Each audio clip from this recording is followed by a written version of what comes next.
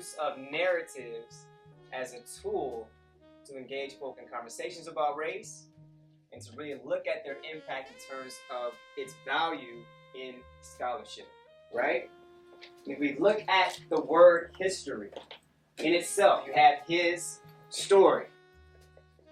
That's essentially what it is, right? It is about an empowered group's understanding of what has occurred.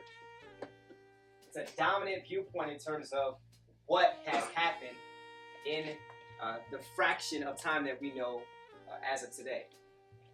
Now, when we look at the less empowered groups, then those stories are often dismissed as being sort of fairy tales or fiction or not real. And this is what Delgado was arguing in terms of his response to Farber and Sherry. What he's saying is that what they're arguing essentially is that people of color, the sort of less empowered groups, their stories are not. Case in point, Columbus.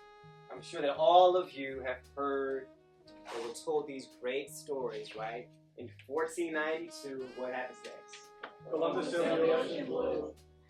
But he killed a lot of people. Right? And so there's this idea that is promoted from grade school that Columbus was this great man, right? This man that came to the shores of North America and discovered it, despite the fact there were people already there, right?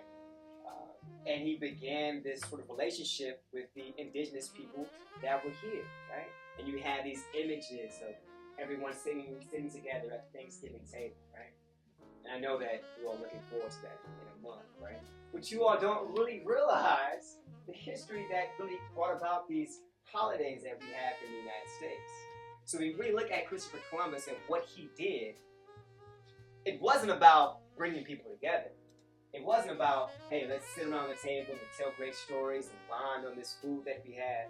No. Christopher Columbus was a murderer, right? A rapist, right? All these things that you can associate with conquest, he participated in. He was not about trying to recognize the indigenous people as